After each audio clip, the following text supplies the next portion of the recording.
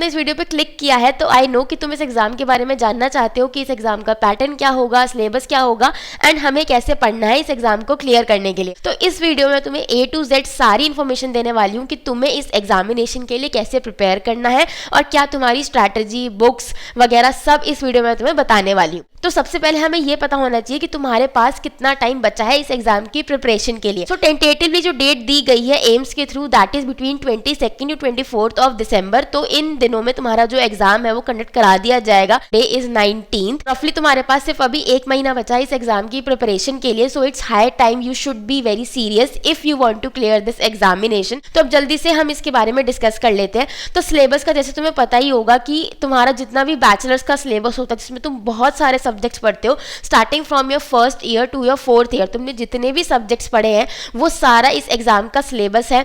उसके अलावा there are 20 questions which are allotted for GK and reasoning abilities, right. तो तुम्हारा जो पेपर है वो 2 पार्ट्स में डिवाइडेड होगा। एक क्वेश्चन होगा, एक set of paper will be of your general knowledge and the other set of paper will be your subject based that is physiotherapy based.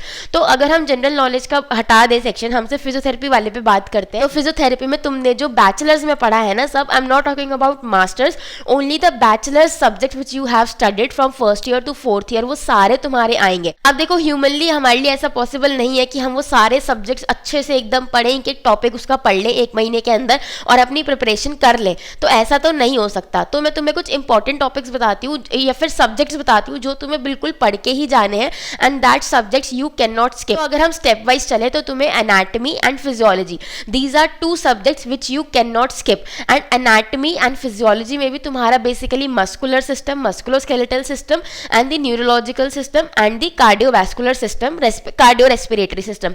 तो ये ऐसी कुछ यूनिट्स हैं जो तुम्हें पढ़ के ही जानी है इन दीज 2 सब्जेक्ट्स। बाकी का कुछ पढ़ो या ना पढ़ो, अगर पढ़ लोगे तो अच्छी बात है, बट अगर नहीं पढ़ पाते हो तो एटलीस्ट ये तीनों जो टॉपिक्स है तुम्हारे, कौन कौन से, नर्वस सिस्टम का, मस्कुलोस्केलेटल सिस्टम का एंड कार्डियो रेस्पिरेटरी, ये तीनों तुम्हें अच्छे से पढ़ के जाने हैं इन एनाटमी एंड फिजियोलॉजी। तो इन तीनों को तुम स्किप नहीं कर सकते हो। उसके बाद तुम्हारा clinical ortho and clinical neuro along with the PT management of all the conditions, या फिर जिसको हम पीटी ऑर्थो और पीटी न्यूरो करके भी सब्जेक्ट डिनोट करते हैं। तो ये तुम्हें बिल्कुल भी स्किप नहीं करने हैं, ये 2 सब्जेक्ट्स भी, clinical ortho and clinical neuro. उसके अलावा एक्सरसाइज थेरेपी सब कुछ पढ़ के जाना है, कुछ भी नहीं छोड़ना है। इलेक्ट्रोथेरेपी सब कुछ पढ़ के जाना है, कुछ भी नहीं छोड़ना है, because these 2 are the core, ठीक है। अगर तुम यही ढंग से नहीं पढ़ के जाओगे तो क्वेश्चन जो तुम्हारे फ्रेम होंगे वो इन्हीं 2 सब्जेक्ट्स के अराउंड फ्रेम होने वाले हैं।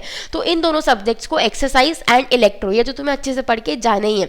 उसके बाद the next important subject which you need to study thoroughly is biomechanics. तो बायोमैकेनिक्स खुद में ही एक बहुत इंपॉर्टेंट और एक बहुत ही वास्ट सब्जेक्ट है, तो तुम्हें इसे भी अच्छे से पढ़ के जाना है। इसको भी तुम बहुत लाइटली नहीं ले सकते, it is a very important subject. अब ये जो मैंने तुम्हें सारी लिस्ट ऑफ सब्जेक्ट्स दी है, these are 2 subject which you need to study, और इसमें से भी तुम जितना पढ़ के जा सकते हो उतना तुम्हें पढ़ के जाना है इन डेप्थ। इन सारे सब्जेक्ट्स के अलावा हम और भी बहुत सारे सब्जेक्ट्स पढ़ते हैं जैसे gynaecology, paediatrics, obstetrics, PT cardio, psychology, CBR, PT in sports. तो ये सारे सब्जेक्ट्स भी तुम्हें पढ़ने हैं। तो अगर इन सारे सब्जेक्ट्स को भी तुम एक बार थोड़ा लाइटली पढ़ के चले जाओगे तो तुम्हारा पेपर निकल सकता है। बट जो लिस्ट मैंने तुम्हें पहले बताई है जितने भी सब्जेक्ट्स की, वो तुम्हें इन डेप्थ अच्छे से पढ़ने पड़ेंगे क्योंकि वहां से बहुत अच्छे तरीके वाले क्वेश्चन आते हैं।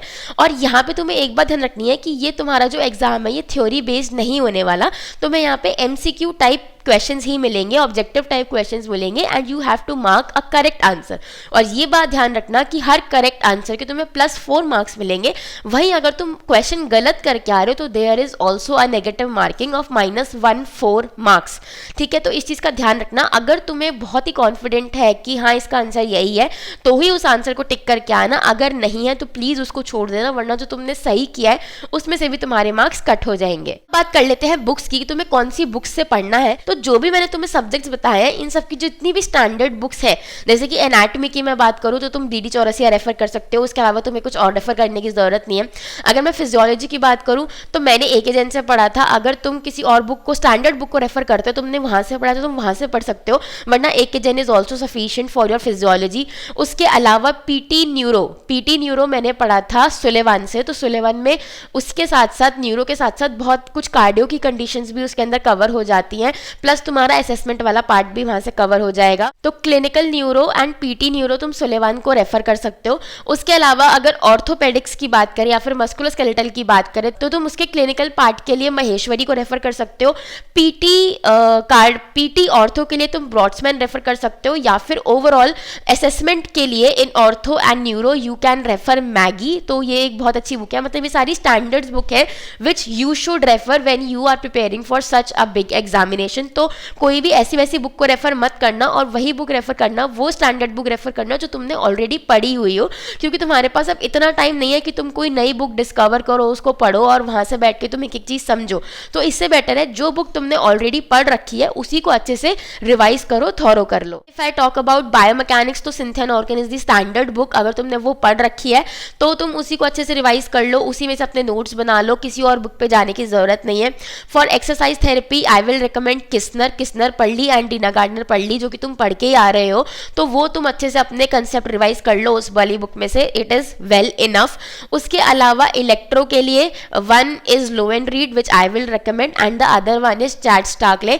तो चैट स्टार्कले में ना बहुत अच्छे से तुम्हारे कंसेप्ट दिए हुए हैं। अब ऐसे तो इलेक्ट्रोथेरेपी की बहुत सारी बुक्स हैं, बट मुझे जो पर्सनली इतना पढ़ के हिट एंड ट्रायल करके जो मुझे समझ आई हैं वो यही दो बुक समझ आई हैं, जो मेरे कंसेप्ट बिल्डिंग के लिए तो बहुत ज्यादा हेल्पफुल प्रूव हुई है। So if you also want you can check out these two books for electrotherapy. So guys I have mentioned all the standard books which you need to study for this examination. इसके अलावा जो तुम्हारे बाकी subjects हैं जैसे कि cardio, sports, neuro, research, CBR and ये जो सारे सब्जेक्ट्स हैं, ये तुमने जो थोड़ा बहुत पढ़ रखा है अपने बुक्स वगैरह से या फिर तुम्हारे पास नोट्स है तो वहां से तुम एक बार रिवाइज कर सकते हो। नहीं तो अगर तुम यही सारी स्टैंडर्ड बुक्स पढ़ते हो तो इसमें से बहुत, क्योंकि स्पोर्ट्स का बहुत कुछ पार्ट तुम्हारा ऑर्थो में आ जाता है, मैगी में आ जाता है, तो वहां से थोड़ा सिमिलर हो जाता है। कार्डियो का कुछ पार्ट तुम्हें सुलेवान के अंदर मिल जाएगा तो तुम वहां से भी पढ़ सकते हो, तो वो तुम्हारा थोड़ा रिलेट हो जाएगा। बट जो मैंने तुम्हें इंपॉर्टेंट सब्जेक्ट्स बताए हैं वो तुम्हें पढ़ के ही जाने हैं, उनको तुम निगलेक्ट नहीं कर सकते। अब तुम्हें पता चल गया कि तुम्हारा एग्जाम का पैटर्न क्या है, तुम्हारा एग्जाम का सिलेबस क्या है, एंड उसके बाद तुम्हें बुक्स भी कौन कौन सी पढ़नी है। अब बात ये करते हैं कि तुम्हें पढ़ना कैसे है। तो देखो, एक सब्जेक्ट पढ़ो, उसके अंदर से एक टॉपिक उठाओ एंड उसके PYQs लगाने शुरू कर दो। बिना PYQs लगाए तुम इस एग्जाम को क्लियर नहीं कर पाओगे। एम्स के अंदर जो तुम्हारे रीजनिंग एंड GK के PYQs होते हैं उनका एक बुक अवेलेबल है ऑनलाइन, मैं उसका लिंक डाल दूंगी यहाँ पे, तो तुम अपनी GK एंड रीजनिंग एबिलिटीज उस वाली बुक को प्रैक्टिस करके एनहांस कर सकते हो।